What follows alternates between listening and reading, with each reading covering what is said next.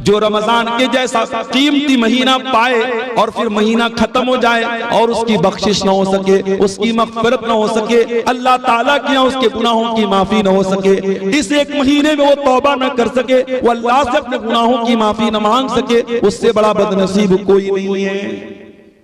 और तीसरा आदमी वरजुलुन अद्रका इंदहुल किबरा वालिदाहु, जिसके माँ बाप उसको बुढ़ापे में मिल जाएं, फलम युदखिलाहुल जन्नह, और उसे जन्नत में दाखिल न कर पाए। इन तीन लोगों के लिए अल्लाह के नबी ने बद्दुआ की है और जिब्रील अमीन ने आमीन कही है। मेरे प्यारे साथियों, यही पैगाम आपको देना चाहता हूं। बड़ी कीमती घड़ियां आपको मिलने वाली हैं, इसकी कदर कीजिएगा। मोबाइल में जाया मत कीजिएगा, फेसबुक में बर्बाद मत कीजिएगा, गेम खेल करके बर्बाद मत कीजिएगा, दिन भर सो करके बर्बाद मत कीजिएगा। एक एक मिनट को कीमती समझिएगा। बहुत बड़ा मेहमान आपके पास आने वाला है, अल्लाह का मेहमान आने वाला है, उसकी कदर कीजिएगा। मेरे भाइयों, खुतबे मसनूना के बाद मैंने आपके सामने कुरान करीम की सूरह आले इमरान की एक आयत पढ़ी और उस आयत में अल्लाह ताला ने अपनी एक बहुत बड़ी नेमत का जिक्र किया है। यूं तो कुरान में अल्लाह ताला ने बहुत सारी नेमतों को बयान किया है, मगर सूरह आले इमरान की इस आयत में अल्लाह ताला ने जिस नेमत को बयान किया है, उस नेमत को बयान करके अल्लाह ने एहसान भी जताया है कि हां, हमने ये नेमत दे करके तुम पर एहसान किया है। अब सवाल ये पैदा होता है, वो कौन सी नेमत है? आइए कुरान खोलते हैं। सूरह आले इमरान की आयत नंबर है 164। लक़द मन्नल्लाहु अलल मुमिनीना इज़ बअथ फ़ीहिम रसूलन मिन अनफुसिहिम। अल्लाह तबारक व तआला ने मोमिनों के ऊपर बहुत बड़ा एहसान किया। क्या एहसान किया? इस बात फ़ीहिम रसूलन, अल्लाह ने उनके बीच में एक रसूल भेजा। कैसा रसूल भेजा? मिन अनफुसिहिम, जो उन्हीं में से है। ये कहने की क्या जरूरत थी कि उन्हीं में से है? ये कहकर के अल्लाह ताला ये बताना चाहता है कि मेरे बंदो, हमने जो रसूल भेजा, जो नबी भेजा, वो कोई फरिश्ता नहीं है, वो कोई नूर की मखलूक नहीं है, वो भी इंसान है।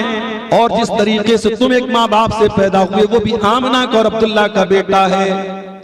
तुम बीमार पड़ते हो, मेरा नबी भी बीमार पड़ता है। तुम तकलीफ में होते हो, मेरे नबी को भी तकलीफ होती है। तुम्हें गुस्सा आता है, मेरे नबी को भी गुस्सा आता है। तुम शादी करते हो, मेरे नबी ने भी शादी की है। तुम्हारे बीवी बच्चे, मेरे नबी के भी बीवी बच्चे हैं। रसूलम मिन अनफुसिहिम, वो नबी तुम्हारे ही बीच में से है।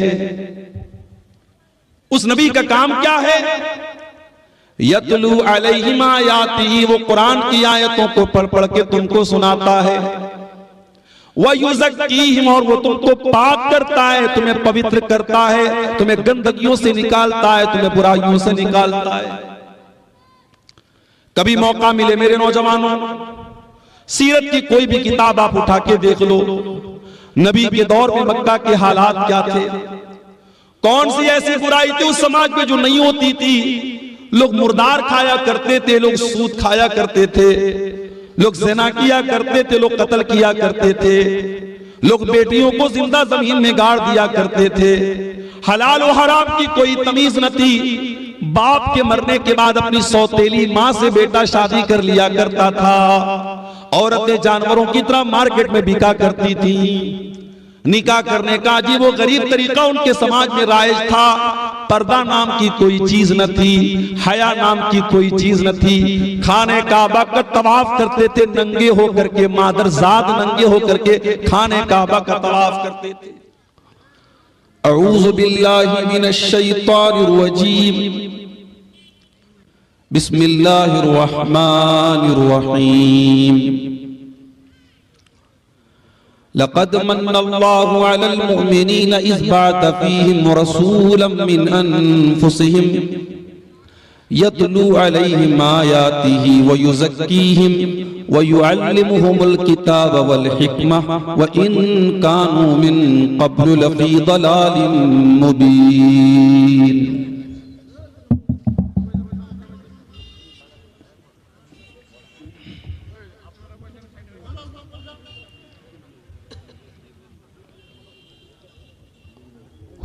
अरब या अजम हर जगह पर गूंजता है तराना नबी का। हो अरब या अजम हर जगह पर गूंजता है तराना नबी का। कल भी था ये जमाना नबी का, आज भी है जमाना नबी का। जौ की रोटी के हैं चंद टुकड़े और टूटी चटाई पे बैठे। जौ की रोटी के हैं चंद टुकड़े और टूटी चटाई पे बैठे। ऐसी मसनद है मेरे नबी की और है ऐसा खाना नबी का। याद है वो मुसल्ले पे जाकर और दुआओं में आंसू बहाकर। याद है वो मुसल्ले पे जाकर और दुआओं में आंसू बहाकर अपनी उम्मत को अपने खुदा से इस तरह बख्शवाना नबी का। कल भी था ये जमाना नबी का, आज भी है जमाना नबी का। देखना है तो फूलों में देखो उनके हुस्नो अदा की नजाकत। देखना है तो फूलों में देखो उनके हुस्नो अदा की नजाकत। पूछना है तो कलियों से पूछो, पूछना है तो कलियों से पूछो कैसा था मुस्कुराना नबी का। पूछना है तो कलियों से पूछो कैसा था मुस्कुराना नबी का। क्यों न फिर मेरी सांसों से आए अर्ज़ तैबा की मिट्टी की खुशबू। क्यों न फिर मेरी सांसों से आए अर्ज़ तैबा की मिट्टी की खुशबू। मेरी धड़कन में है उनकी यादें, मेरा दिल है ठिकाना नबी का। मेरी धड़कन में है उनकी यादें, मेरा दिल है ठिकाना नबी का। कल भी था ये जमाना नबी का, आज भी है जमाना नबी का। छोड़ा तन्हा न हिजरत की शब भी, अपने हमराह लेकर चले वो। छोड़ा तन्हा न हिजरत की शब भी, अपने हमराह लेकर चले वो। अल्लाह अल्लाह सिद्दीक से था किस कदर दोस्ताना नबी का। अल्लाह अल्लाह सिद्दीक से था किस कदर दोस्ताना नबी का। जाहिदे तशना लब की दुआ है, सुन ले इसकी दुआ को तू या रब। जाहिदे तशना लब की दुआ है, सुन ले इसकी दुआ को तू या रब। इसकी किस्मत में लिख दे खुदाया, जामे कौसर पिलाना नबी का। कल भी था ये जमाना नबी का, आज भी है जमाना नबी का। अल्लाहुम्मा सल्लि व सल्लिम व बारिक अलैहि। सदर मोहतरम, उलमाए किराम, मोहतरम बुजुर्गों, नौजवान भाइयों, पर्दा नशीन माँ और बहनों, प्यारे बच्चों, आज का ये प्रोग्राम सीमांचल के इलाके में रमजान के पहले आखिरी प्रोग्राम है। और सच पूछिए तो चूंकि मैं रमजान के महीने में साउथ इंडिया में जाता हूं, वहां कुरान की तफसीर के लिए मेरे दुरूस होते हैं। आज का ये प्रोग्राम मेरा इरादा नहीं था देने का, मगर हमारे इंतहाई मोहतरम और इस इलाके के बड़े हरदिल अजीज आलिम दीन शेख तौहीद आलम सलफी हफिज़हुल्लाह के इसरार पर आज की ये तारीख मैंने दी और अल्हम्दुलिल्लाह बड़ा खूबसूरत प्रोग्राम चल रहा है। मस्जिद की तामीर और तरक्की के लिए इस प्रोग्राम के जरिए चंदा भी हो रहा है। मैं स्टेज पर आया और हमारे बंगला मुकर्रिर अपनी जुबान में अपने अंदाज में चंदा कर रहे थे। मुझे आधा घंटा 40 मिनट के करीब स्टेज पर बैठना भी पड़ा, मगर मुझे उसका कोई दुख नहीं है, इसलिए कि ये एक नेक काम के लिए अगर मेरे स्टेज पर बैठने से लोग जमे हुए हैं और चंदा ला रहे हैं तो मुझे कोई एतराज नहीं है। अल्लाह के घर का मामला है। और सच पूछिए तो ये बड़ा खूबसूरत मंजर होता है, लोगों को स्टेज पर बुला करके हंसी मजाक में उनसे चंदा लेना और लोगों का दिल खोल करके कोई कैश दे रहा है, कोई सीमेंट दे रहा है और अलग अलग तरीकों से लोग ताउन कर रहे हैं। इस तरीके से चंदा देने का रिवाज मैं समझता हूँ पूरे हिंदुस्तान में कहीं नहीं है। यह आपके सीमांचल की धरती की खासियत है और ये इस बात की दलील है कि अगरचे ये इलाका बहुत पिछड़ा हुआ है और बहुत खुशहाल लोग नहीं हैं, मगर दीन के लिए, मदरसे के लिए, मस्जिद के लिए देने का जज्बा लोगों के अंदर बहुत है। मैं दुआ करता हूं अल्लाह ताला से, अल्लाह आपके इस जज्बे को कबूल फरमाए और जिस मस्जिद की तामीर के लिए आज का ये प्रोग्राम मुनक़िद हुआ है, अल्लाह ताला उस मस्जिद की तामीर को जल्द से जल्द हम सबको मुकम्मल करने की तौफीक अता फरमाए, आमीन। मेरे भाइयों, आज की तकरीर में मैं कौन से उन्वान को छेड़ूं, मैं खुद सोच में था। 2 दिन के बाद रमजान शुरू हो रहा है। मैं चाहूं तो रमजान को लेकर के बहुत सारी बातें आपके सामने बोल सकता हूं, मगर मैं समझता हूं कि रमजान पर अपनी अपनी मस्जिदों में जुमा के खुतबे में आप तमाम हजरात ने कुछ ना कुछ जरूर सुना, उस पर बहुत ज्यादा मुझे बोलने की जरूरत नहीं है। बस एक बात कहना चाहूंगा, रमजान के मुतालिक सिर्फ एक बात कहना चाहूंगा। मेरे भाइयों, अल्लाह ताला ने रमजान की शक्ल में हमें और आपको एक मौका और दिया है। हमारी और आपकी जिंदगी में अगर रमजान का मुबारक महीना एक मर्तबा फिर मिल रहा है तो ये समझो कि अल्लाह ताला हमसे खुश है, इसलिए कि बड़े नसीब वालों को ये महीना मिलता है। हमें से बहुत सारे लोग जो हमसे अच्छे रहे होंगे, हमसे नेक रहे होंगे, लेकिन हमसे आज वो जुदा हो गए। हार्ट अटैक आ गया, किडनी फेल हो गई, कोई बीमारी आ गई, कोई हादसा हो गया। अल्लाह को प्यारे, हमें और आपको अल्लाह ताला ने जिंदगी अता की है और हमारी जिंदगी में एक रमजान और आ रहा है।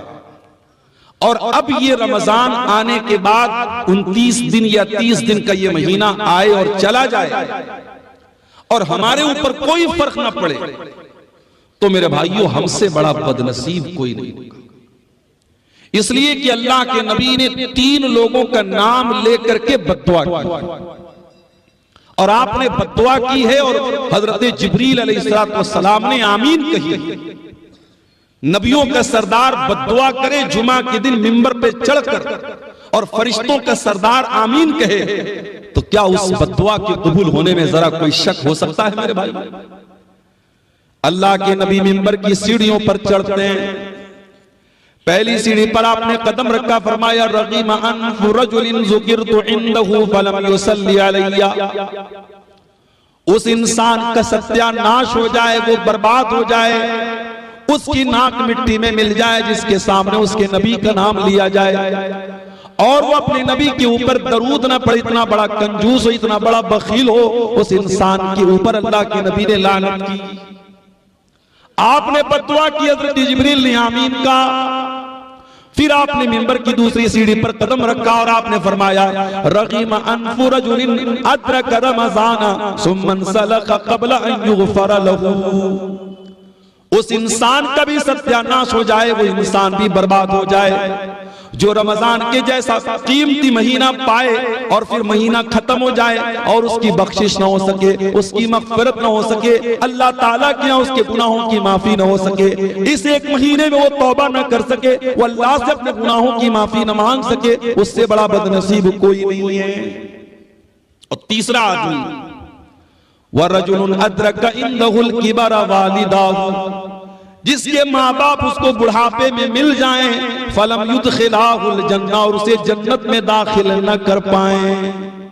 इन तीन लोगों के लिए अल्लाह के नबी ने बद्दुआ की है और जिब्रील अमीन ने आमीन कही है। मेरे प्यारे साथियों, यही पैगाम आपको देना चाहता हूँ। बड़ी कीमती घड़ियां आपको मिलने वाली हैं, इसकी कदर कीजिएगा। मोबाइल में जाया मत कीजिएगा, फेसबुक में बर्बाद मत कीजिएगा, गेम खेल करके बर्बाद मत कीजिएगा, दिन भर सो करके बर्बाद मत कीजिएगा। एक एक मिनट को कीमती समझिएगा। बहुत बड़ा मेहमान आपके पास आने वाला है, अल्लाह का मेहमान आने वाला है, उसकी कदर कीजिएगा। मेरे भाइयों, खुतबे मसनूना के बाद मैंने आपके सामने कुरान करीम की सूरह आले इमरान की एक आयत पढ़ी और उस आयत में अल्लाह ताला ने अपनी एक बहुत बड़ी नेमत का जिक्र किया है। यूं तो कुरान में अल्लाह ताला ने बहुत सारी नेमतों को बयान किया, मगर सूरह आले इमरान की इस आयत में अल्लाह ताला ने जिस नेमत को बयान किया है, उस नेमत को बयान करके अल्लाह ने एहसान भी जताया है कि हाँ, हमने ये नेमत दे करके तुम पर एहसान किया। अब सवाल ये पैदा होता है वो कौन सी नेमत है? आइए कुरान खोलते हैं। सूरह आले इमरान की आयत नंबर है 164। लक़द मन्नल्लाहु अलल मुमिनीना इज़ बअथ फ़ीहिम रसूलन मिन अनफुसिहिम। अल्लाह तबारक व तआला ने मोमिनों के ऊपर बहुत बड़ा एहसान किया। क्या एहसान किया? इस बात फीहिम रसूलन, अल्लाह ने उनके बीच में एक रसूल भेजा। कैसा रसूल भेजा? मिन अनफुसिहिम, जो उन्हीं में से है। ये कहने की क्या जरूरत थी कि उन्हीं में से है? ये कहकर के अल्लाह ताला ये बताना चाहता है कि मेरे बंदो, हमने जो रसूल भेजा, जो नबी भेजा, वो कोई फरिश्ता नहीं है, वो कोई नूर की मखलूक नहीं है, वो भी इंसान है। और जिस तरीके से तुम एक माँ बाप से पैदा हुए, वो भी आमना का और अब्दुल्ला का बेटा है।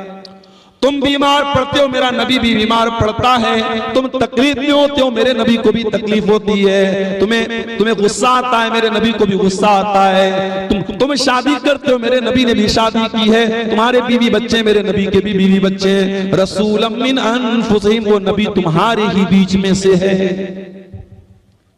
उस नबी का काम क्या है? यतलू अलैहिम आयातिही, वो कुरान की आयतों को पढ़ पढ़ के तुमको सुनाता है। वयुज़क्कीहिम, और वो तुमको पाक करता है, तुम्हें पवित्र करता है, तुम्हें गंदगियों से निकालता है, तुम्हें बुराइयों से निकालता है। कभी मौका मिले मेरे नौजवानों, सीरत की कोई भी किताब आप उठा के देख लो। नबी के दौर में मक्का के हालात क्या थे? कौन सी ऐसी बुराई थी उस समाज में जो नहीं होती थी? लोग मुर्दार खाया करते थे, लोग सूद खाया करते थे, लोग ज़िना किया करते थे, लोग कत्ल किया करते थे, लोग बेटियों को जिंदा जमीन में गाड़ दिया करते थे। हलाल और हराम की कोई तमीज न थी। बाप के मरने के बाद अपनी सौतेली माँ से बेटा शादी कर लिया करता था।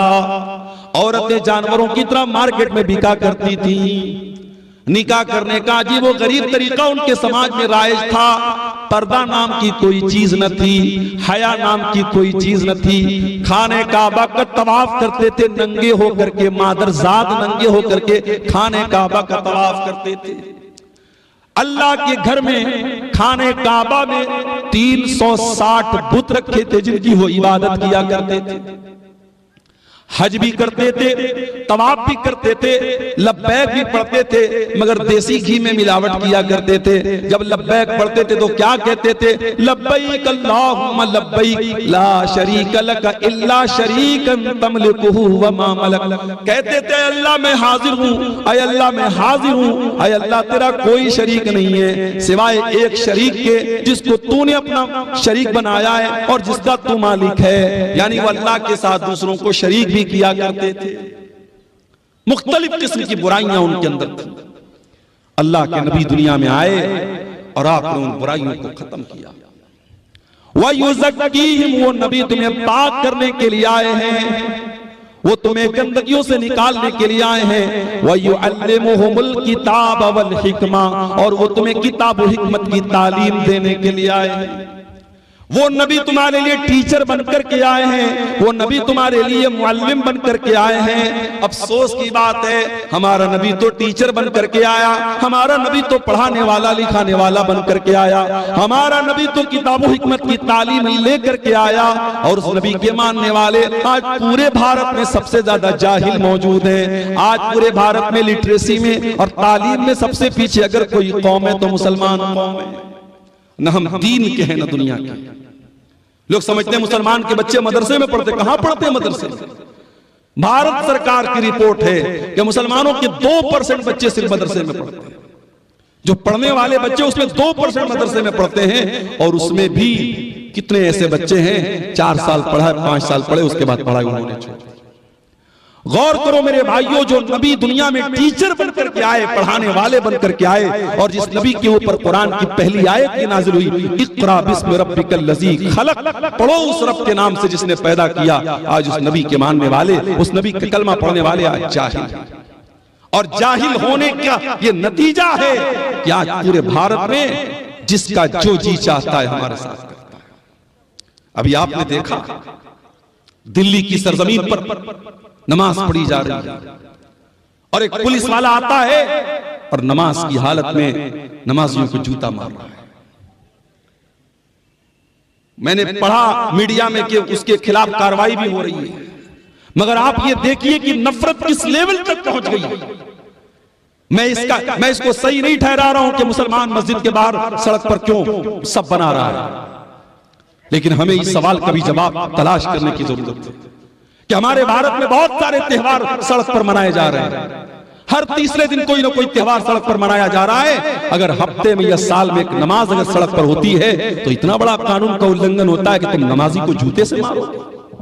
इसका मतलब ये हुआ इस्लाम के दुश्मनों को अगर चिढ़ है तो आपकी नमाज से, उनको नफरत है तो आपके शायर से है, उनको नफरत है आपकी इबादत से, आपकी नमाज से, उन्हें आपसे नफरत नहीं है। आप इस्लाम छोड़ दें, आप उनके रंग में रंग जाएं, आप शिर्क करने लगे, आप उनके बुतों के आगे सजदा करने लगे, आप उनकी नजर में महबूब हो जाएंगे। जब तक आप नमाज पढ़ रहे हैं, अल्लाह के आगे सर झुका रहे हैं, जब तक आपके अंदर तौहीद है, आप उनकी नजर में बुरे बने हैं। हालात ये, और हम साहब क्या कर रहे हैं? हम ये कर रहे हैं साहब कि हमारी कौम नाच गाने में लगी हुई है। अभी मैं एक इलाके में तकरीर करने गया, पूरा इलाका अहले हदीसों का इलाका है। मुझे लोगों ने कहा मौलाना आप तकरीर में बयान कर दीजिएगा, यहां शादी ब्याह में ढोल ताशा बजता है, नाच गाना होता है। अहले हदीसों की बस्ती है, कुरान और हदीस पर चलने का दावा करने वालों की बस्ती है। इसी झारखंड की सरजमीन पर मैं गया था और वहां लोगों ने बताया कि हमारे बस्ती में जब शादी होती है तो नाच गाना भी होता है, ढोल ताशा भी होता है। ये हालात हमारी कौम के हैं मेरे भाई। जरा गौर करो, जो नबी हमें गंदगियों से पाक करने के लिए आया था और जिस नबी से मोहब्बत का हम दावा करते हैं, उस नबी के मकाम को कभी समझा है मेरे भाई? वयुज़क्कीहिम वयुअल्लिमुहुमुल किताब वल हिकमा, हमने तुमको जो नबी दिया है वो तुम्हें पवित्र करने के लिए, पाक करने के लिए आया है, तुम्हें कुरान सिखाने के लिए आया है, तुम्हें हदीस सिखाने के लिए आया है। व इन कानू मिन क़ब्ल लफ़ी ज़लालिन मुबीन, उस नबी के आने के पहले तुम खुली हुई गुमराही में थे। रमजान का महीना आ रहा है, अब कौन कौन सी चीजों से रोजा टूट जाता है? माफ कीजिएगा, ये सिर्फ अब्दुल गफ्फार सलफी का जानना जरूरी नहीं, हर आदमी का जानना जरूरी है। इंजेक्शन से रोजा टूटता है कि नहीं टूटता है? ताकत का इंजेक्शन लगाने से रोजा टूटता है कि नहीं टूटता है, कान में दवा डालने से रोजा टूटता है कि नहीं टूटता है, आंख में ड्रॉप डालने से रोजा टूटता है कि नहीं टूटता है, पानी चढ़ाने से रोजा टूटता है कि नहीं टूटता है, ब्लड देने से रोजा टूट, ये मसाइल है मेरे भाई जिनका ताल्लुक रोजे से है। आपको जानना चाहिए, आपको अपने उलमा से पूछना चाहिए। अल्लाह के नबी ने फरमाया तलबुल इल्म फरीज़तुन अला कुल्ले मुस्लिम, इल्म का हासिल करना हर मुसलमान के ऊपर फर्ज है। तो जिस तरीके से लड़कों को और मर्दों को दीन सीखना जरूरी है, उसी तरीके से औरतों को दीन सीखना जरूरी है। ये 1400 साल पहले ये नारा मेरे नबी ने लगाया था, बेटी बचाओ बेटी पढ़ाओ। और आगे बढ़िए, जिस नबी का हम कलमा पढ़ते हैं, जिस नबी को हम मानते हैं, कभी गौर किया आपने उस नबी की शान क्या है? अभी एक बहुत बड़े हिंदुस्तान के मौलाना का बयान में सुन रहा था। जमीयत उलमाए हिंद के वो सेक्रेटरी हैं, सदर हैं, बड़े बुजुर्ग आलिम हैं, बड़ी इज्जत करता हूं मैं उनकी। मौलाना अरशद मदनी साहब बूढ़े हैं, बुजुर्ग हैं, हिंदुस्तान में मुसलमानों के नुमाइंदा आलिम माने जाते हैं। उनका एक बयान में सुन रहा था, अपने तलबा को नसीहत कर रहे थे कि उलमाए देवबंद ने जो कह दिया है उसको पत्थर की लकीर समझ के उसको पकड़ लो, कहीं और मत जाना।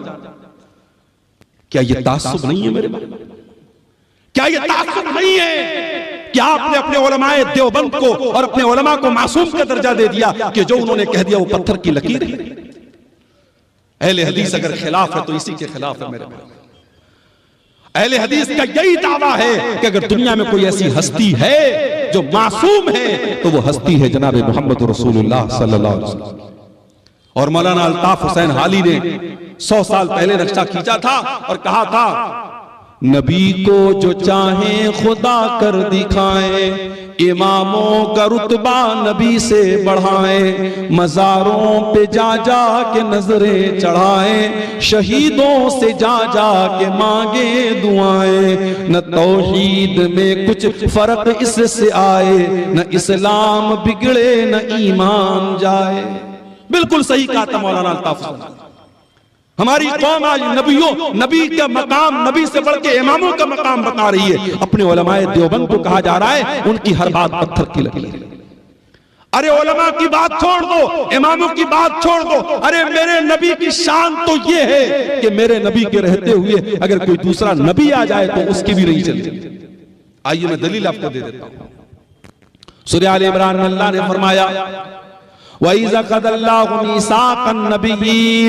याद करो जब अल्लाह ताला ने सारे नबियों से वादा लिया, लमा आतैतुकुम मिन किताबिन व हिकमा, ऐ मेरे नबियों मैं तुमको अपनी किताब दे रहा हूं, मैं तुमको रसूल बना रहा हूं। सुम्मा जाअकुम रसूलुम मुसद्दिकुल लिमा माअकुम, अगर तुम्हारी जिंदगी में मेरा आखिरी नबी आ जाएगा, मेरा आखिरी रसूल आ जाएगा, लतुमिनुन बिही व लतंसुरुन्नहु, तो तुम मेरे आखिरी नबी पर ईमान लाओगे, तुम मेरे आखिरी नबी की मदद करोगे। क़ाल अक़ररतुम व अख़ज़्तुम अला ज़ालिकुम इसरी, अल्लाह ने सारे नबियों से वादा लिया, सारे नबियों से एग्रीमेंट लिया कि क्या तुम इस बात का इकरार करते हो कि नहीं करते हो। क़ालू अक़ररना, सारे नबियों ने कहा कि हाँ अल्लाह में इकरार करते हैं। क़ाल फशहदू व अना माकुम मिनश शाहिदीन, अल्लाह ने फरमाया ऐ मेरे नबियों तुम गवाह रहना और मैं भी इस बात के ऊपर गवाह हूं। यह है मेरे नबी का मकाम। मेरे नबी के आ जाने के बाद अब दुनिया में किसी और नबी की रिसालत नहीं चलेगी, किसी और नबी की नबूवत नहीं चलेगी। कयामत के पहले हजरत ईसा अलैहिस्सलाम भी दुनिया में आएंगे तो वो अपनी शरीयत लेकर के नहीं आएंगे, अपना लॉ लेकर के नहीं आएंगे, अपना कानून लेकर के नहीं आएंगे। वो भी अगर पैरवी करेंगे तो जनाब मोहम्मद रसूलुल्लाह सल्लल्लाहु अलैहि वसल्लम के कानून की पैरवी करेंगे। मेरे भाइयों, हजरत उमर फारूक एक मरतबा तौरात का एक नुस्खा लाते हैं और उसको पढ़ने लगते हैं। तौरात का नुस्खा लाए, पढ़ने लगे। अल्लाह के नबी वहीं पर बैठे हुए और अल्लाह के रसूल का चेहरा गुस्से से लाल है। हजरत उमर की नजरें तो किताब की तरफ है, तौरात की तरफ है, वो नजर उठा करके अल्लाह के रसूल का चेहरा नहीं देख रहे हैं। अबू बकर सिद्दीक रज़ी अल्लाह तआला अन्हु ने कहा कि ऐ उमर जरा अल्लाह के नबी का चेहरा देख ले, कितने गुस्से में अल्लाह के। हजरत उमर ने देखा अल्लाह के रसूल का गुस्से वाला चेहरा, फौरन तौरात का वो नुस्खा जमीन पर दे मारा और कहा औज़ु बिल्लाहि मिन गज़बिल्लाहि, मैं अल्लाह की पनाह चाहता हूं अल्लाह के गजब से। रज़ीतु बिल्लाहि रब्बा व बि मुहम्मदिन रसूला व बिल इस्लाम दीना, मैं अल्लाह को अपना रब मानता हूं, मैं मोहम्मद सल्लल्लाहु अलैहि वसल्लम को अपना रसूल मानता हूं और मैं इस्लाम को अपना दीन मानता हूं। उसके बाद अल्लाह के नबी ने फरमाया वल्लज़ी नफ्सु मुहम्मदिन बियदिही, उस अल्लाह की कसम जिसके हाथ में मोहम्मद की जान है। ऐ उमर कान खोल करके सुन लो, लौ बदालकुम मूसा, अगर आज मूसा अलैहिस्सलाम भी दुनिया में आ जाएं और तुम मुझे छोड़ करके मूसा अलैहिस्सलाम की पैरवी करने लगो, उनके पीछे पीछे चलने लगोगे, लज़ललतुम अन सवाइस सबील, तो तुम सीधे रास्ते से भटक जाओगे। और अगर आज मूसा अलैहिस्सलाम भी जिंदा हो जाएं, अगर आज मूसा अलैहिस्सलाम भी जिंदा हो जाएं तो उनको भी मेरी इत्तिबा करनी पड़ेगी, मेरी पैरवी करनी पड़ेगी। ये है अजमत हमारे नबी की, ये मकाम है मेरे भाइयों हमारे नबी का। हमारे नबी तो वो है मेरे भाइयों जो रस्म और रिवाज को खत्म करने के लिए दुनिया में आए थे, आखिरी नबी बन के आए थे। हमारे नबी की मिसाल कैसी है?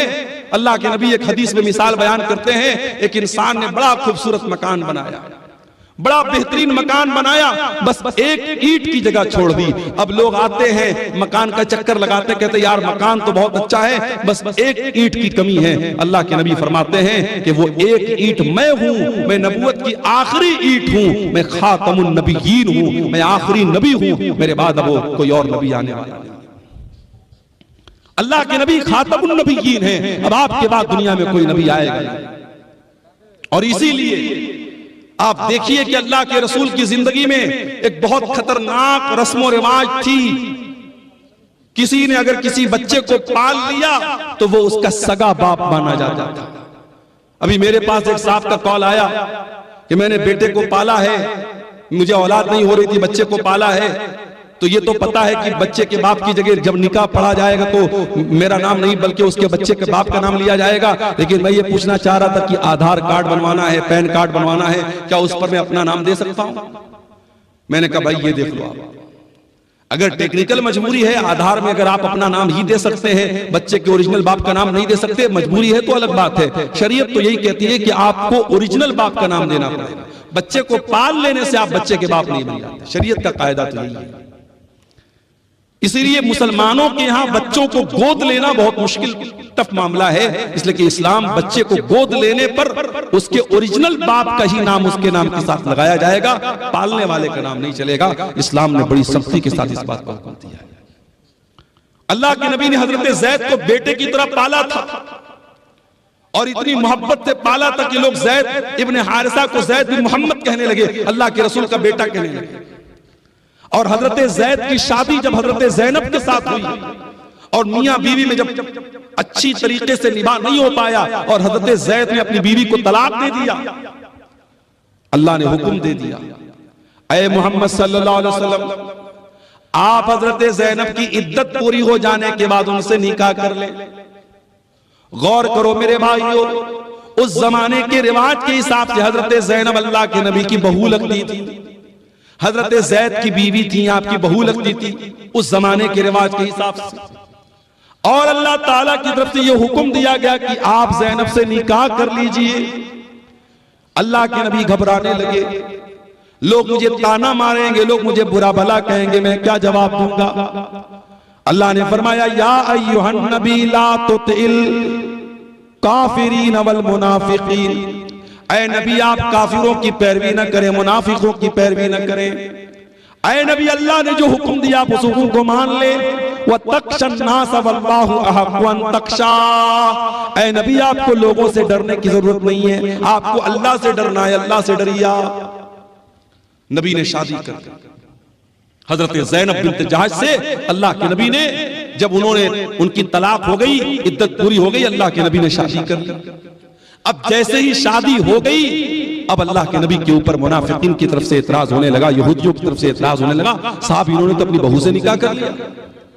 अब जरा गौर करना मेरे भाइयों, जब ये इतराज होने लगा कि अल्लाह के नबी ने अपनी बहू से निकाह कर लिया है, अल्लाह ताला ने कुरान में अपने नबी का डिफेंस किया और कुरान में अल्लाह ने आयत नाजिल की, मा काना मुहम्मदुन अबा अहदिन मिर रिजालिकुम, ओ लोगो मोहम्मद सल्लल्लाहु अलैहि वसल्लम तुम में से किसी मर्द के बाप नहीं है।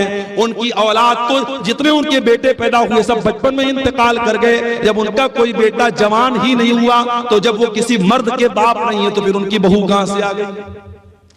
जब वो किसी मर्द के बाप नहीं है, उनके सारे बच्चे बचपन में इंतकाल कर गए, तो तुम ये क्यों कहते हो उन्होंने अपनी बहू से निकाह किया?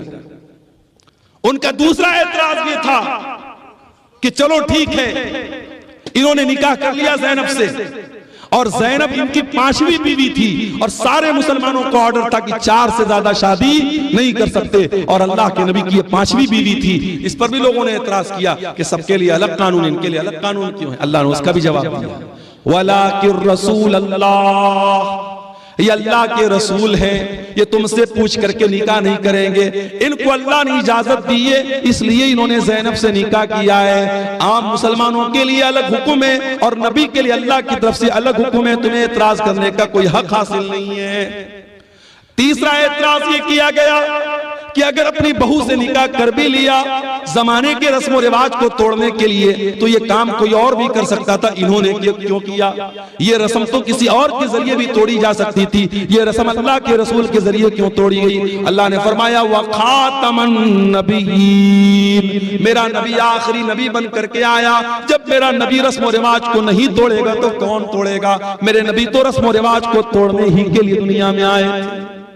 ये अलग बात है, वो नबी रस्म रिवाज को तोड़ने के लिए आए थे, उस नबी के उम्मती आज रस्म रिवाज को तोड़ने वाले नहीं बल्कि बढ़ाने वाले बढ़ा रहे हम रस्म रिवाज को।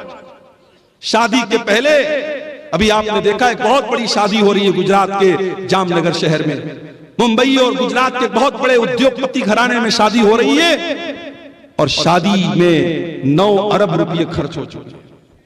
अभी ये शादी के पहले के फंक्शन में 9 अरब रुपये खर्च हो चुके। और ऐसा नहीं कि ये सिर्फ उनके दूसरे मजहब के लोगों में हो रहा है, मुसलमानों का भी बहुत बुरा हाल है। कलकत्ता के मटिया बुर्ज में मैं गया था, वहां लोगों ने मुझे बताया कि बहुत करोड़पति अरबपति मुसलमान ने अपनी लड़की की शादी की तो कई किलो उसने सोना अपनी बेटी को जहेज में दिया था। किलोग्राम नहीं, किलो में उसने अपनी बेटी को जेवरात से लाद दिया था अपनी बेटी। कई शादी हो रही है तो जितने बाराती आ रहे हैं सब बारातियों को सूट दिया जा रहा है, सारे बारातियों को सोने की अंगूठी दी जा रही है। ये मुसलमानों क्या भी ये हाल हो रहा है मेरे भाई? आपके सीमांचल के इलाके में क्या जहेज की रस्म नहीं है?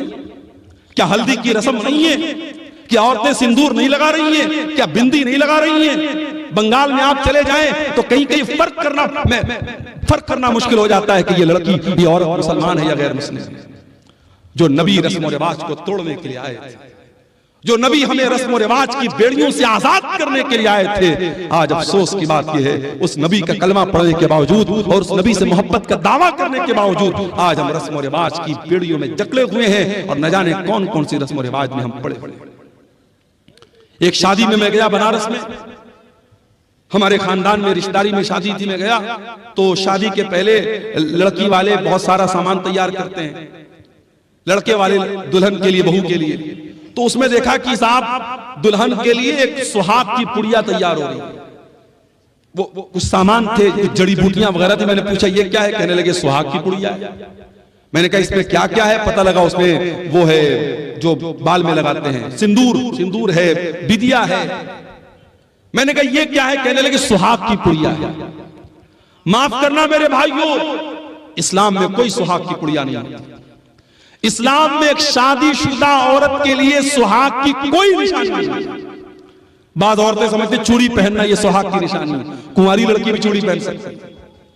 और ये सिंदूर लगाना और ये बिंदिया लगाना तो बिल्कुल मुशरिकाना और शिरकिया चीज है, ये तो नहीं करना चाहिए।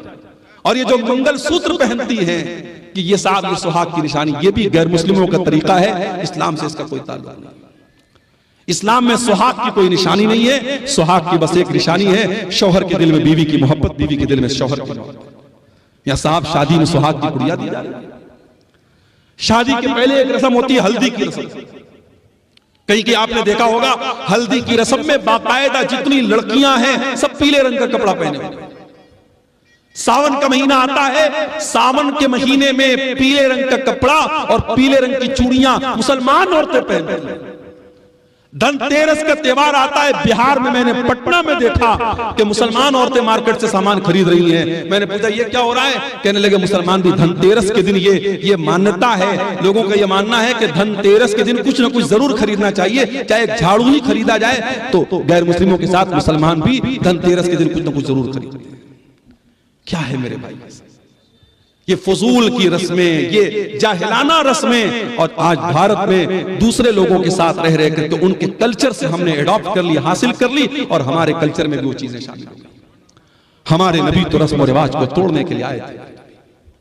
हमारे नबी की शान तो ये है, हमारे नबी का मकाम तो ये है कि जब आप मेराज के सफर पे गए तो बैतुल मुक़द्दस में सारे नबियों की मौजूदगी में अगर इमामत किसी ने कराई है, सारे नबियों का इमाम अगर कोई बना है तो जनाब मोहम्मद रसूलुल्लाह सल्लल्लाहु अलैहि वसल्लम ने।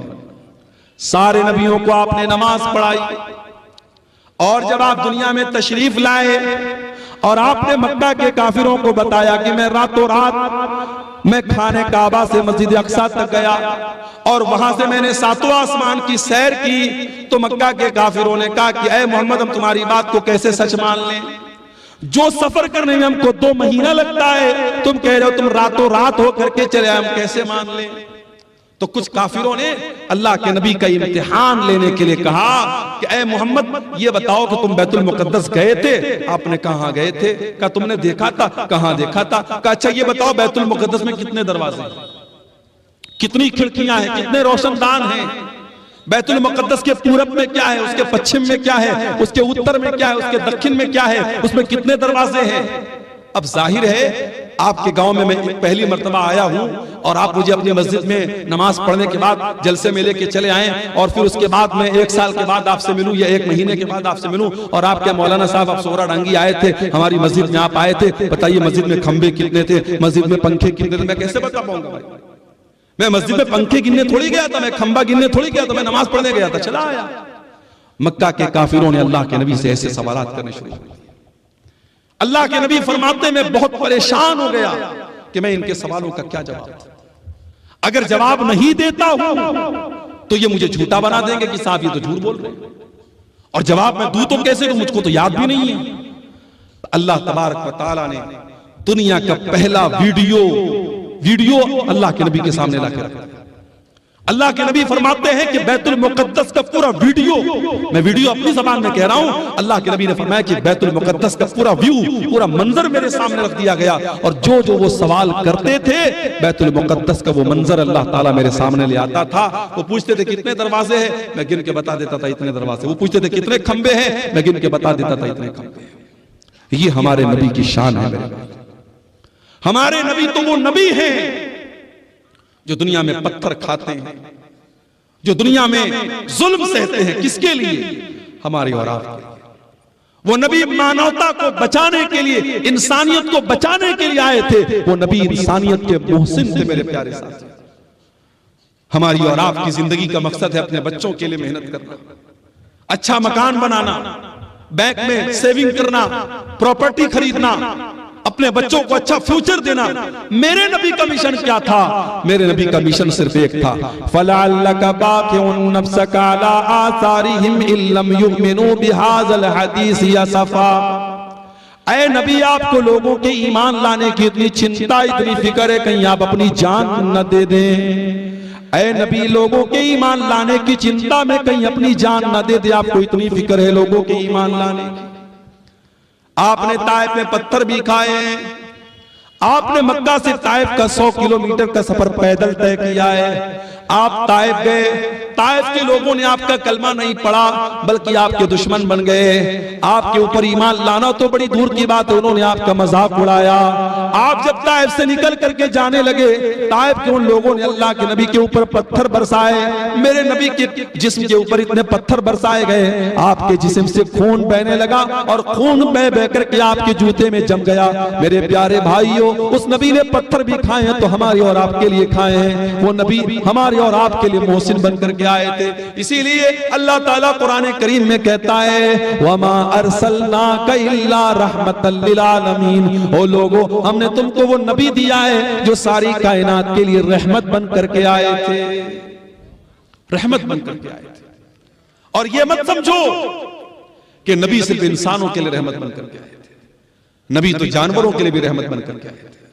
अभी खिरिया हाट से हम गुजरे, हमारे भाई ने कहा मौलाना साहब यहाँ मवेशियों की मार्केट लगती है और जो जानवर को जो बेचने वाले होते बड़ा जुल्म करते हैं जानवरों के साथ। वल्लाह जब हम ये सुनते हैं तो तकलीफ होती है। हमारे नबी ने जानवरों के साथ भी जुल्म करने की तालीम नहीं दी। अरे जिस नबी के उम्मती जानवर के साथ जुल्म नहीं कर सकते, उस नबी के उम्मती आतंकवादी और दहशतगर्द कैसे हो सकते? मेरे नबी ने तो एक बकरे को ज़बाह करने के टाइम भी हुक्म दिया है कि बकरे को ज़बाह करने के टाइम छुरी तेज कर लो, बकरे के सामने छुरी मत तेज करो ताकि उसको डबल डबल तकलीफ ना हो। जानवर को ज़बाह करना है, हलाल करना है। अल्लाह ने उसको हमारे लिए हलाल बनाया है, उसका गोश्त हम खाएंगे, मगर उसको हलाल करने का, ज़बाह करने का भी तरीका बताया है अल्लाह के नबी ने। उसमें तरीका ऐसा बताया उसको तकलीफ ना हो। और आज मेडिकल साइंस भी ये कहती है कि जो झटके से जानवर को मारते हैं, कभी आप YouTube पर देखिए, जो झटके से जो मारा जाता है और गर्दन के ऊपर ऐसे जो है वो जो चापड़ होता है और उससे मारते हैं, तो वो जो तरीका जानवर को मारने का होता है और जो इस्लाम का तरीका है गले पर छुरी चलाने का, दोनों में बहुत फर्क है। और इस्लामी तरीके में जानवर की जान फौरन निकल जाती है, उसको तकलीफ नहीं होती। जानवरों के साथ भी अल्लाह के नबी ने रहम का बर्ताव करने को दिया। सफर में आप जा रहे हैं, अचानक एक जगह से चींटियों के पास से आप गुजरे, सहाबे किराम को चींटी काटने लगी, सहाबे किराम ने आग लगाई और चींटियों को जला दिया। अल्लाह के नबी को पता चला, अपने सहाबा को डांटा और आपने कहा कान खोल करके सुन लो, आग का अजाब आग का रब ही दे सकता है, आग का अजाब कोई और नहीं दे सकता। चींटी को भी जलाने का आपको अधिकार नहीं है, चींटी को जला नहीं सकते। उसी सफर में अल्लाह के नबी जा रहे थे, एक सहाबी ने एक लाल चिड़िया के बच्चों को ले लिया और लाल चिड़िया जब अपने घोंसले में आई, बच्चों को नहीं देखा, फड़फड़ाने लगी। अल्लाह के नबी की नजर चिड़िया के ऊपर पड़ी। आपने कहा इसके बच्चे को किसने छीना है? एक सहाबी ने कहा अल्लाह के नबी मैंने छीना है। आपने फरमाया जाओ उसके बच्चों को लौटा दो। एक चिड़िया को उसके बच्चे से जुदा करने की तालीम मोहम्मद रसूलुल्लाह ने नहीं दी है। जो एक चिड़िया को उसके बच्चों से दूर करने की तालीम नहीं दे सकते हैं, तो किसी माँ से उसके बच्चे को दूर करने की तालीम कैसे दे सकते हैं मेरे भाई? अल्लाह के नबी फरमाते हैं, एक औरत ने बिल्ली को पकड़ा और बिल्ली को बांध दिया, कैद कर दिया, न खाने को देती थी न पीने को देती थी, यहां तक कि बिल्ली मर गई। अल्लाह के नबी फरमाते वो बुढ़िया जहन्नम में जाएगी। एक बिल्ली को बेवजह मारने की वजह से वो जहन्नम में जाएगी। दूसरी हदीस में अल्लाह के नबी फरमाते हैं, एक फाहिशा औरत ने, एक बदचलन औरत ने, जब वो कुएं से पानी निकाल रही थी, एक कुत्ता प्यास से मर रहा था, उसने अपने चमड़े के मोजे में पानी निकाला और कुत्ते को पिला दिया। उसके इस अमल की वजह से अल्लाह ताला ने उस फाहिशा औरत को बख्श दिया, उसको माफ कर दिया। ये मेरे नबी की रहमत है। जानवरों के साथ भी अच्छा सलूक करने की आपने तालीम दी है। और जानवर ही नहीं, मेरे नबी तो बेजान चीजों के लिए भी रहमत बन करके आए। वो हदीस आपने सुनी होगी, अल्लाह के नबी खजूर के तने पर खड़े होकर खुतबा देते थे। एक औरत की नजर पड़ी, उसने देखा अल्लाह के नबी खजूर के तने पर खड़े होकर खुतबा देते हैं।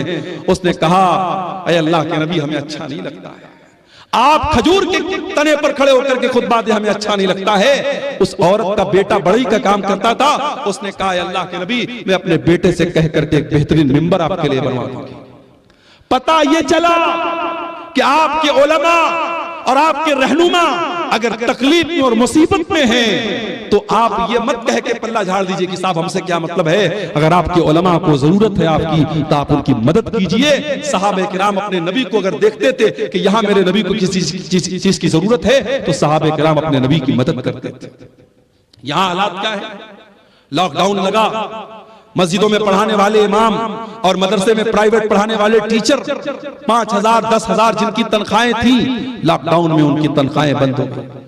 मस्जिद की कमेटी ने कह दिया मौलवी साहब हमारे पास पैसा नहीं है, मदरसे वालों ने कह दिया हमारे पास बजट नहीं है।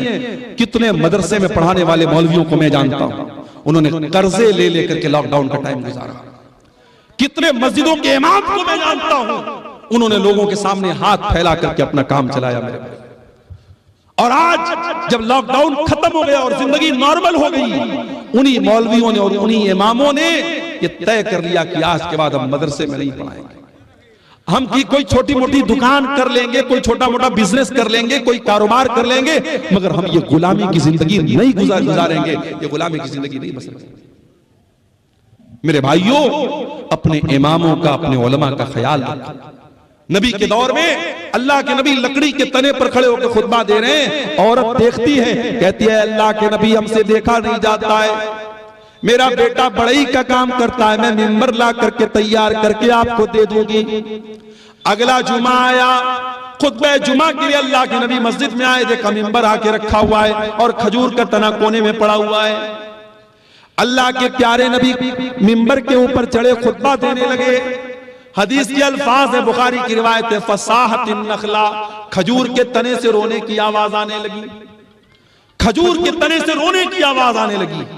अल्लाह के नबी मिंबर से उतरे और उस खजूर के तने को अपने सीने से लगाया। जब आपने सीने से लगाया तो रोने की आवाज आनी बंद हो गई और सिसकने की आवाज आने लगी। अल्लाह के नबी ने फरमाया, अगर मैं इसको सीने से न लगाता तो कयामत तक ये रोता रहता। और उसके बाद आपने फरमाया, इन्नहा कानत तबकी अला मा कानत तस्मउ मिन ज़िक्र, चूंकि इस मिंबर पर खड़े होकर के मैं अल्लाह का जिक्र करता था, मैं कुरान बयान करता था, मैं हदीस बयान करता था, इसलिए ये लकड़ी का तना रो रहा है। मेरे प्यारे साथियों, मेरे नबी उस लकड़ी के तने के लिए भी रहमत बन करके आए थे। हम और आप इतने बड़े बदनसीब हैं कि आज उस नबी, जो नबी जिस नबी से लकड़ी का तना भी मोहब्बत करता था, हम इतने बड़े बदनसीब हैं कि उस नबी से का नाम तो हम लेते हैं, उस नबी से मोहब्बत का दम तो भरते हैं, मगर उस नबी की सुन्नतों से हम पीछे हैं, उस नबी के तरीके से हम पीछे हैं। न हमारी शादी ब्याह उस नबी के तरीके के मुताबिक है, न हमारा लेन देन उस नबी के तरीके के मुताबिक है, न हमारा अखलाक उस नबी के तरीके के मुताबिक है। हमारा नौजवान तो नौजवान 60-60 साल के बूढ़े जब सैलून में जाते हैं और सैलून में जाकर के अपनी दाढ़ी को मुड़ाते हैं और क्लीन शेव होते हैं, उन्हें शर्म आनी चाहिए, उन्हें गैरत आनी चाहिए और उन्हें सोचना चाहिए कि उनके नबी ने कहा था कि दाढ़ी को छोड़ दो, उनके नबी ने मना किया था कि दाढ़ी को मत छेड़ो, दाढ़ी को मत काटो, दाढ़ी को मत मूड़ो। जिस नबी ने दाढ़ी को छोड़ने का हुक्म दिया था, आज उस नबी के उम्मती सैलून में जाकर के दाढ़ी साफ करवा रहे हैं। जिस नबी ने सारी जिंदगी पाक दामनी की जिंदगी गुजारी थी, जो नबी इतने हयादार थे कि अल्लाह के नबी के बारे में सहाबा कहते हैं कि कुंवारी लड़की से भी ज्यादा आप शर्मीले थे। आज उस नबी के मानने वाले और उस नबी का कलमा पढ़ने वाले बेशर्म होते चले जा रहे हैं, बेगैरत होते चले जा रहे हैं। इस कौम की लड़कियों को देख लो, इस कौम के लड़कों को देख लो, आज बेहया होते चले जा रहे हैं। मेरे प्यारे साथियों, उस लकड़ी के तने को भी अपने नबी से मोहब्बत थी। अगर हमें मोहब्बत होती तो हम भी उस नबी के तरीके पर चलते और आगे बढ़े। वो नबी हमसे बहुत मोहब्बत करते थे, वो नबी हमें बहुत चाहते थे। अल्लाह ने कुरान में फरमाया, लक़द जाअकुम रसूलुम मिन अनफुसिकुम अज़ीज़ुन अलैहि मा अनित्तुम हरीसुन अलैकुम बिल मुमिनीना रऊफुर रहीम। ऐ मुसलमानों, हमने तुमको वो रसूल दिया है जो जान से ज्यादा तुमसे मोहब्बत करते हैं, जो तुम्हें फायदा पहुंचाने की पूरी कोशिश करते हैं, जो तुम्हें तकलीफ से बचाना चाहते हैं। अल्लाह के नबी की सीरत में आप ये वाक़यात देखें, मिसवाक से आप कितनी मोहब्बत करते थे।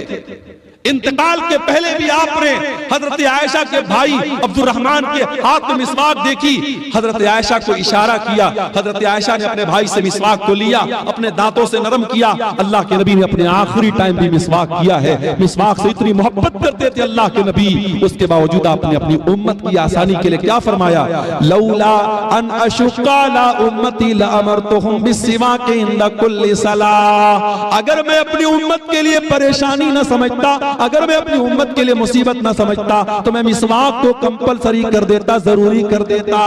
लेकिन अगर मैं मिसवाक को जरूरी कर देता, मेरी उम्मत परेशानी में पड़ जाती, इसलिए मिसवाक को आपने जरूरी करार नहीं दिया।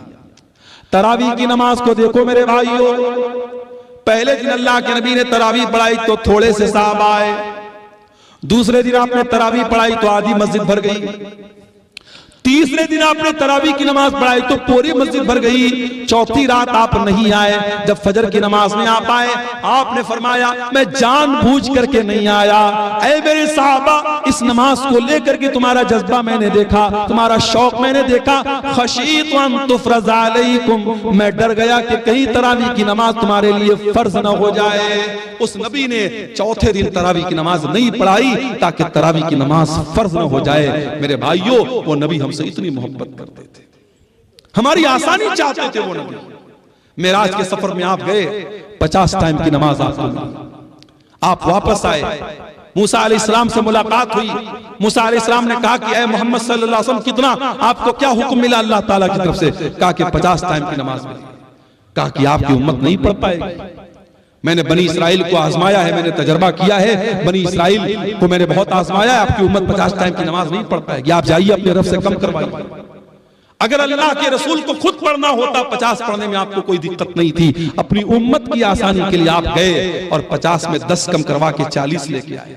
हजरत मूसा ने कहा 40 भी नहीं पढ़ पाएगी, वापस जाइए। आप फिर गए, 40 में से 10 और कम करवा के लाए, 30 हो गई, 30 से 20 हो गई, 20 से 10 हो गई, 10 से 5 हो गई। 5 टाइम की नमाज भी जब अल्लाह के नबी लेकर के आए, हजरत मूसा ने कहा, ऐ मोहम्मद सल्लल्लाहु अलैहि वसल्लम, आपकी उम्मत 5 टाइम की नमाज भी नहीं पढ़ पाएगी। और वाकई 5 टाइम की नमाज भी आज हम नहीं पढ़ पा रहे। बड़े कारोबारी हैं हम, बड़े बिजनेसमैन हैं, दुकान पर बैठे हुए हैं, हय्या अलस सलाह की आवाज आ रही है, मगर हमें नमाज पढ़ने की फुर्सत नहीं है। रात को 2-2 बजे तक हमारे नौजवान मोबाइल पे लगे हुए हैं और फजर के टाइम 5 साढ़े 5 बजे जब फजर की अजान हो रही है और मुअज्जिन कह रहा है अस्सलातु खैरुम मिनन नौम, नमाज नींद से बेहतर है। 2 बजे तक 3 बजे तक रात में जागने वाला मुसलमान फजर की नमाज में सोया हुआ है। मेरे प्यारे भाइयों, मूसा अलैहिस्सलाम को कितना बेहतरीन तजर्बा था अपनी कौम का। उन्होंने कहा आपकी उम्मत 5 टाइम की नमाज भी नहीं पढ़ पाए।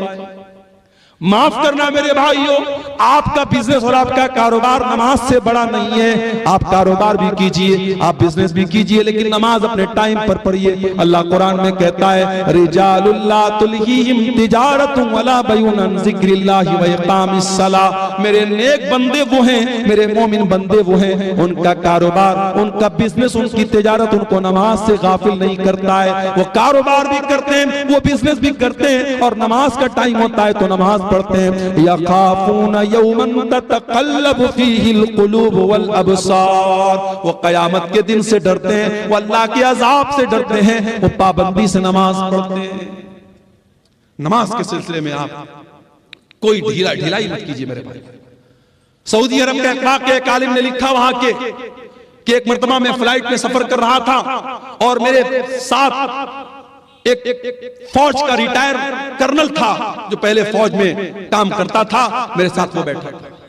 कहते मैंने फ्लाइट में सफर किया, फ्लाइट से हम लोग उतरे, एयरपोर्ट पर काफी देर तक हम बैठे थे, दूसरी फ्लाइट का इंतजार कर रहे थे।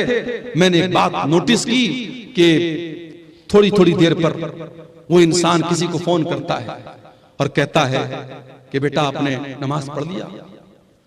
बार बार जोहर का टाइम आया, बेटे से पूछ रहा है नमाज पढ़ लिया। असर का टाइम आया, बेटा पूछ रहा है नमाज पढ़ लिया। मैंने पूछा ये किससे आप बार बार पूछ रहे हैं? फौज का रिटायर कर्नल था सऊदी अरब का।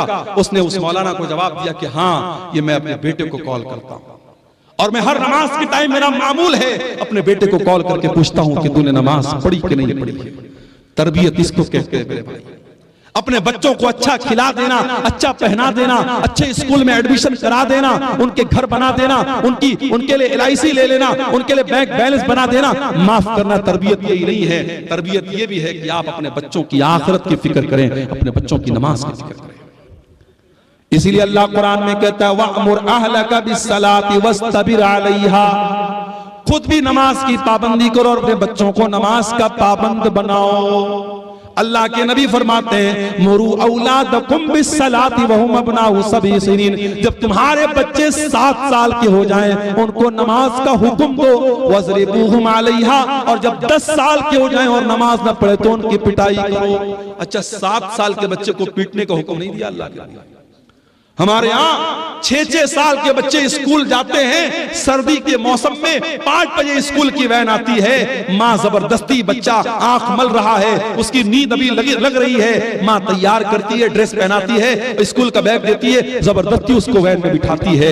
मेरे भाइयों, ये सिस्टम सही नहीं है। 7 साल तक तो चाइना में और जापान में आप देख लें, 7 साल तक के बच्चों को तो ऐसे ही खेल खेल में पढ़ाया जाता है, बच्चों को मारा नहीं जाता, बच्चों को पीटा नहीं जाता। ये सबक दिया था जनाब मोहम्मद रसूलुल्लाह सल्लल्लाहु अलैहि वसल्लम ने। 7 साल का बच्चा है, प्यार से समझाओ, मोहब्बत से समझाओ। हाँ, 10 साल का हो गया, अब उसके बिस्तर अलग कर दो। 10 साल का लड़का हो गया, 10 साल की लड़की हो गई, एक बिस्तर पे मत सुलाओ। 2 लड़के हैं, एक बिस्तर पे मत सुलाओ, बिस्तर अलग कर दो, चादर अलग कर दो, कंबल अलग कर दो। हमें बड़ी हैरत हो रही है साहब, 10 साल का लड़का हो गया तो क्या हो गया, हम बिस्तर क्यों अलग कर दें? इस्लाम वहां से शुरू होता है जहां से आपके सोचने की सरहदें खत्म हो जाती हैं। इस्लाम वहां से शुरू होता है।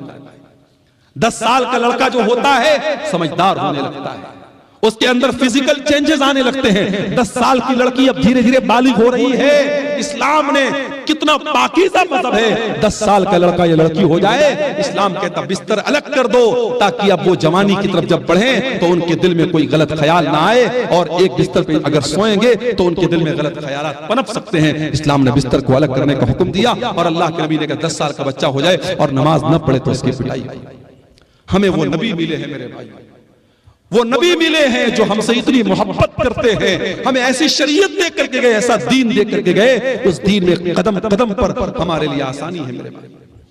अभी हमने देखा दिल्ली के अंदर जो वाकया हुआ कि सड़क पर लोग नमाज पढ़ रहे हैं और पुलिस वाले ने अपने जूते से नमाजी को मारा।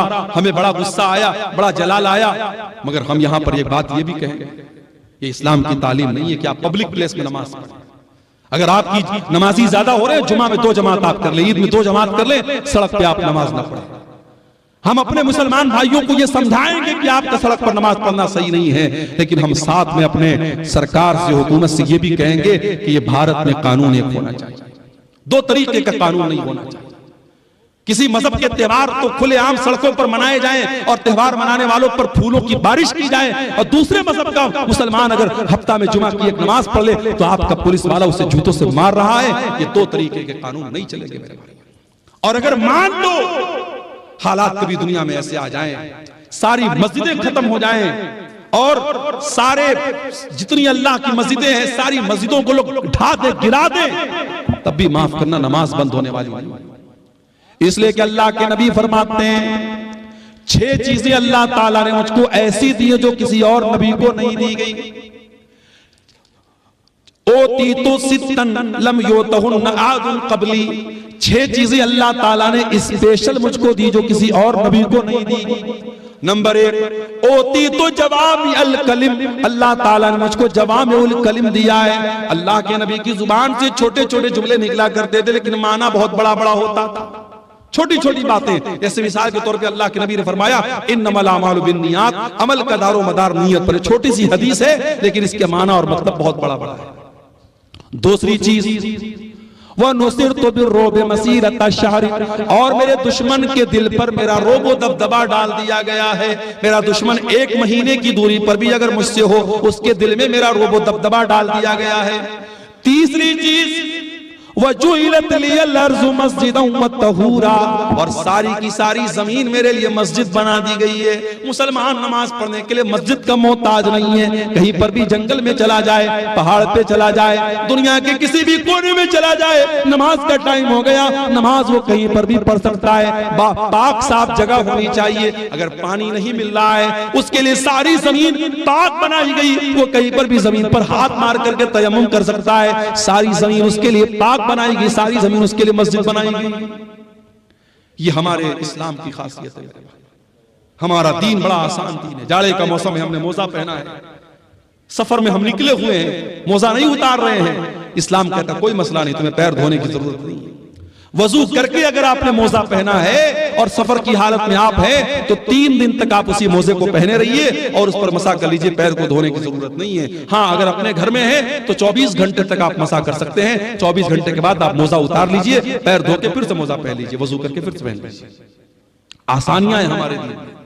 सफर में हम निकले, अभी हमारे कटिहार के बाद आबाब हैं, कल हम लोग जहां से जुमा पढ़ के जामताड़ा गए थे, 350 किलोमीटर दूर गए थे, सफर में निकले हैं। नमाज का टाइम हुआ, हम 4 रकात वाली नमाज को 2 रकात पढ़ेंगे। सुन्नत पढ़ने की जरूरत नहीं है, फजर की सुन्नत पढ़ेंगे, बाकी कोई सुन्नत पढ़ने की जरूरत नहीं है। 4 रकात वाली को 2 रकात पढ़ेंगे, जोहर और असर को इकट्ठे पढ़ लेंगे, मगरिब और इशा को इकट्ठे पढ़ लेंगे। आसानियां हैं कदम कदम पर हमारी शरीयत में। मेरे प्यारे साथियों, यही बात है जो अल्लाह कुरान में कह रहा है, लक़द जाअकुम रसूलुम मिन अनफुसिकुम अज़ीज़ुन अलैहि मा अनित्तुम, हमने तुमको वो नबी दिया है जो तुम्हें जान से ज्यादा प्यार करता है। औरत प्रेग्नेंट है, रोजा रखेगी, बच्चे को तकलीफ पहुंचेगी, बच्चे को दूध पिला रही है, रोजा रखेगी, बच्चे को दूध नहीं पिला सकती है। इस्लाम कहता कोई मसला नहीं है, औरत बाद में रोजा पूरा कर लेगी। इस्लाम उसको कज़ा करने का और बाद में रोजा पूरा करने का हुक्म देता है। औरत पीरियड में है, उसकी कमजोरी का दिन है, उसकी बीमारी का दिन है, चिड़चिड़ापन रहता है, बदन में कमजोरी रहती है, ब्लड आता रहता है, दर्द होता रहता है। इस्लाम ने कहा कोई मसला नहीं, जितने दिन उसको पीरियड आ रहा है वो नमाज नहीं पढ़ेगी, रोजा नहीं रखेगी, रोजा बाद में पूरा करेगी। कदम कदम पर हमारी शरीयत में मेरे भाइयों आसानी रखी गई। वो नबी हमारी आसानी का बड़ा ख्याल रखते थे और वो नबी हमसे बहुत मोहब्बत करते थे। वो रातों को उठ करके हमारे लिए रोया करते थे मेरे भाई। मेरे नबी रात को उठ करके दुआ किया करते थे, अल्लाह मेरी उम्मत का क्या होगा। और अल्लाह ताला अपने नबी को तसल्ली देता था कि आप अपनी उम्मत के लिए परेशान मत होइए, हम आपकी उम्मत के बारे में आपको खुश कर देंगे। शायर ने कितनी सच्ची बात कही है। सलाम उस पर जो उम्मत के लिए रातों को रोता था, सलाम उस पर जो फर्शे खाक पर जाड़े में सोता था, सलाम उस पर कि जिसके घर में चांदी थी न सोना था, सलाम उस पर कि टूटा बोरिया जिसका बिछौना था। मेरे प्यारे भाइयों, उस नबी से हमें वाकई में सच्ची मोहब्बत करनी चाहिए। उस नबी से वाकई में सच्ची मोहब्बत करनी चाहिए। और वो नबी सिर्फ दुनिया में हमारे काम नहीं आ रहे हैं, बल्कि आखिरत में भी हमारे काम आएंगे। अल्लाह के नबी फरमाते हैं, अना सय्यदु वलद आदम यौमल क़ियामा, क़यामत के दिन सारे आदम की औलाद का सरदार मैं रहूंगा। व अव्वलु मन यनशक्कु अन्हुल क़ब्र, और क़यामत के दिन सबसे पहले मेरी कब्र फटेगी। व अव्वलु शाफ़ईन, और क़यामत के दिन जब सारे नबी अपना पल्ला झाड़ लेंगे और कह देंगे मैं आज किसी की सिफारिश नहीं कर सकता, तो सबसे पहले मैं सिफारिश करूंगा और सबसे पहले मेरी सिफारिश कबूल की जाएगी। वो नबी क़यामत के दिन भी हमारे काम आएंगे। शायर कहता है, बरोज़े क़यामत बजुज़ नफ़सी नफ़सी, किसे याद आएगी असलम किसी की। बरोज़े क़यामत बजुज़ नफ़सी नफ़सी, किसे याद आएगी असलम किसी की। न भूलेंगे जिसको नबी ये मुकर्रम, वो उम्मत नहीं है तो फिर और क्या है। जुबां पर है नाते नबी ये मुकर्रम, ये उल्फत नहीं है तो फिर और क्या है। वो नबी हमसे बड़ी मोहब्बत करते थे मेरे भाई। अल्लाह के नबी फरमाते हैं कि अल्लाह ताला ने हर नबी को एक दुआ ऐसी दी जिसके कबूल करने की गारंटी ले ली, और हर नबी ने अपनी उस दुआ को दुनिया में मांग लिया। अल्लाह के नबी फरमाते हैं कि मैंने अपनी दुआ को संभाल के रखा है। सारे नबियों ने अपनी दुआ को मांग लिया, लेकिन मैंने अपनी दुआ को संभाल के रखा है। किसके लिए? अपने लिए नहीं, अपने परिवार के लिए नहीं, अपने बच्चों के लिए नहीं। शफाअतन लि उम्मती यौमल क़ियामा, मैं क़यामत के दिन अपनी उम्मत के लिए सिफारिश करूंगा। क़यामत के दिन अपनी उम्मत के लिए अल्लाह से गिड़गिड़ा के माफी मांगूंगा। मेरे प्यारे साथियों, उस नबी की कदर करो, उस नबी से मोहब्बत करो, उस नबी की इत्तिबा करो, उस नबी की इताअत करो। और मेरे भाइयों, ये हमारे मौलाना तौहीद साहब ने एक पर्ची दी है, इस पे कुछ सवालात हैं, मैं इनको जवाब दे करके मैं बात खत्म करूंगा, क्योंकि हमारे एक बंगला मुकर्रर भी मौजूद है और 3 बजने वाले हैं। मैं इन सवालों को मुख्तसर तौर पे जवाब देकर बात खत्म करता हूं। एक सवाल आया है, क्या अकीका के जानवर के लिए दता होना जरूरी है? जरूरी नहीं है, दता हो तो बेहतर है, लेकिन जानवर अकीका का जो है वो दता होना शर्त नहीं है। अगर बच्चा मरा हुआ पैदा हो तो उसका जनाजा पढ़ेंगे या नहीं, इस मसले में उलमा का इख्तिलाफ है। अल्लामा अलबानी की जो तहकीक है वो ये है कि चूंकि बच्चा जो होता है 4 महीने का जब हो जाता है, 120 दिन का, तो उसके अंदर रूह डाल दी जाती है। माँ के पेट में बच्चा जब 4 महीने का होता है, उसके अंदर रूह डाल दी जाती है। इसलिए 4 महीने के बाद जब भी वो पैदा होगा, अगर वो जनाजा पढ़ने, अगर वो गुस्ल देने लायक होगा तो गुस्ल देंगे और कफनाएंगे और जनाजा भी पढ़ेंगे। और यही बात ज्यादा मजबूत समझ में आती है दलील की रोशनी में। तो बेहतर यही कि उसका जनाजा पढ़ेंगे। अगर कोई नहीं पढ़ता है तो कोई गुनाह की बात नहीं है, लेकिन दलील की रोशनी में ज्यादा मजबूत बात यही है। क्या गैर मुस्लिम का रुपया मस्जिद में लगा सकते हैं? लगा सकते हैं, मगर एक शर्त है। अगर वो गैर मुस्लिम कोई ऐसा कारोबार करता है जो पूरा का पूरा हराम कारोबार है, तो वो पैसा फिर हम मस्जिद में नहीं लगाएंगे, उसको मना कर देंगे, भाई तुम्हारा पैसा हम नहीं ले सकते। लेकिन ऐसा बहुत कम होता है। गैर मुस्लिमों के यहाँ भी हलाल बिजनेस भी होते हैं, हराम बिजनेस भी होते हैं। तो अगर मिक्स आमदनी है तो हम वो ले सकते हैं। इसकी दलील क्या है? नबी के दौर में मक्का के काफिरों ने अल्लाह के घर को, खाने काबा को बनाया था आपस में चंदा करके, लेकिन वो लोग भी खाने काबा की बड़ी इज्जत करते थे, तो उन्होंने हलाल आमदनी से ही बनाया था। तो अल्लाह के नबी ने जब खाने काबा को फतह किया, तो आपने खाने काबा को ये कह के गिरा नहीं दिया कि वो उनकी आमदनी से बना है, उनके चंदे से बना है। आपने उस बिल्डिंग को बरकरार रखा। तो ये अमल इस बात की दलील है कि गैर मुस्लिम का चंदा भी हम ले सकते हैं। शर्त ये है कि उसकी आमदनी है हलाल आमदनी भी शामिल हो। अगर मुकम्मल हराम की आमदनी है तो फिर हम उसका चंदा नहीं लेंगे। गाय या बैल का अकीका दे सकते हैं या नहीं? नहीं देना चाहिए, मुनासिब नहीं है। इसलिए कि अकीका के जानवर में जहां भी हदीस में जिक्र है छोटे जानवर का जिक्र है। बाज़ उलमा ने बड़े जानवर को जायज करार दिया है, मगर दलील के एतबार से उसकी कोई मजबूत दलील नहीं मिलती। जहां पर भी हदीसों में जिक्र है छोटे जानवर का जिक्र है। आप बकरा बकरी कर सकते हैं, भेड़ा भेड़ी कर सकते हैं, दुम्बा वगैरह कर सकते हैं, लेकिन बड़े जानवर का सबूत अकीका में नहीं मिलता है। क्या सरदार के पास फितरा जमा करके क्या करेंगे, इसको तकसीम करेंगे? देखिए, फितरा के सिलसिले में हदीस में सिर्फ इतना आता है कि हर मुसलमान पर, चाहे वो मर्द हो, चाहे वो औरत हो, चाहे वो बच्चा हो, चाहे वो जवान हो, फितरा फर्ज है। नबी के दौर में इसकी एक इज्तिमाई शक्ल होती थी, लोग अल्लाह के नबी के पास जमा करते थे और वहां से वो गरीबों को दिया जाता था। तो आज अगर आप वो शक्ल अपना रहे हैं, अपने सरदार के पास इकट्ठा कर रहे हैं और वहां से वो गरीबों को दिया जा रहा है, बहुत अच्छी बात है। हाँ, तो कोई हर्ज की बात नहीं, इसमें कोई दिक्कत की बात नहीं है, इज्तिमाई शक्ल में दिया जा सकता है। शर्त यह है कि उसका, देखिए, ज़कात एक अलग चीज होती है। फितरा की रकम हम सिर्फ फुकरा और मसाकिन को दे सकते हैं। फितरा की रकम मस्जिद में नहीं दे सकते, फितरा की रकम से इमाम की तनख्वाह नहीं दे सकते, फितरा की रकम से किसी मौलवी को नजराना नहीं दे सकते। जो गरीब और फकीर और मिस्कीन लोग हैं, उनकी जरूरतों को हम फितरा से पूरा कर सकते हैं और किसी मसरफ को उसको नहीं लगा सकते। कोई हर्ज की बात नहीं, अपने से बांट सकते हैं। क्या मैयत के नाम से इफ्तार करा सकते हैं?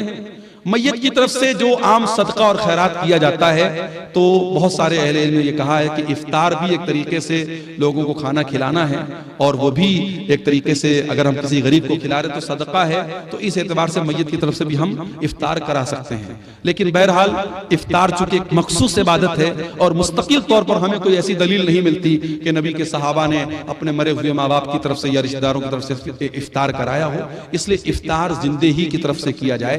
इंसान अपनी तरफ से करे तो बेहतर है। अपने मुर्दा लोगों की तरफ से अगर कुछ करना है तो गरीबों में पैसा बांट दे, गरीबों को खाना दे दे। इफ्तार कराने में जो है परहेज किया जाए तो ज्यादा बेहतर है। तो ये चंद बातें थी सीरत नबी के मौजू के ताल्लुक से। अल्लाह से हम दुआ करते हैं रब्बुल आलमीन हम सबको अपने नबी से सच्ची मोहब्बत करने की तौफीक अता फरमाए। जो बातें हमने सुनी है अल्लाह ताला उन पर अमल करने की तौफीक अता फरमाए। आमीन व आखिर दावा।